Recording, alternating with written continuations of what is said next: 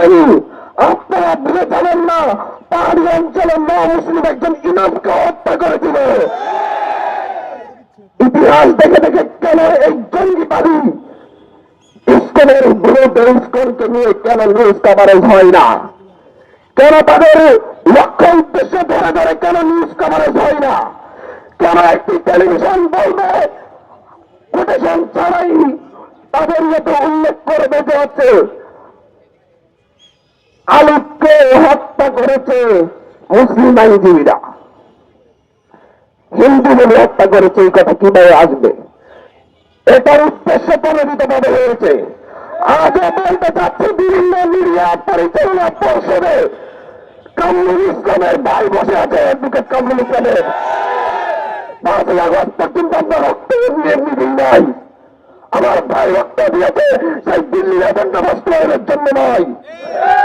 দিল্লিতে দেশের শেখ হাসিনা তার সেই দেশের মোদীকে নিয়ে আমার বাংলার মাটির দিকে হাত বাড়াচ্ছে। এই দেশের মানচিত্রের দিকে সেই দিল্লি থেকে যে ব্যবস্থায় হাত বাড়াবে, সেই হাত ভেঙে গুটিয়ে রেখে দেওয়া হবে। সেইটা দিল্লি দেশের উপর হোক, ইস্কনের উপর হোক, আনসার লীগের উপর হোক, যেটার উপর হোক, এই হাত ভেঙে দেওয়ার জন্য এদেশের মানুষ প্রস্তুত। আমরা জীবন দিতে শিখেছি, আমরা অলরেডি শহীদ হয়ে গিয়েছি, আমাদের মৃত্যুর আর কোনো ভয় নেই। আমাদেরকে আরেকবার লড়তে বাধ্য করবেন না।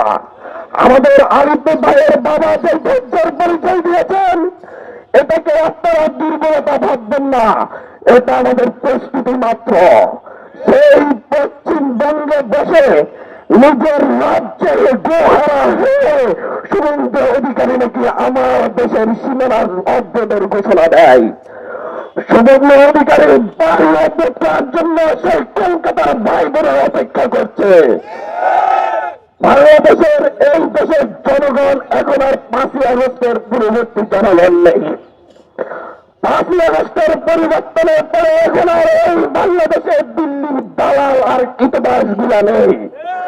প্রত্যেকটা কলকাতায় পালিয়ে গিয়েছে, দিল্লিতে পালিয়ে গিয়েছে। বাংলায় যারা আছে সবাই দেশপ্রেমিক। এই দেশপ্রেমিকদের মধ্যে এখন আছে দিল্লির দালালদের যে 2-4টা এখনো লুকিয়ে আছে, তাদের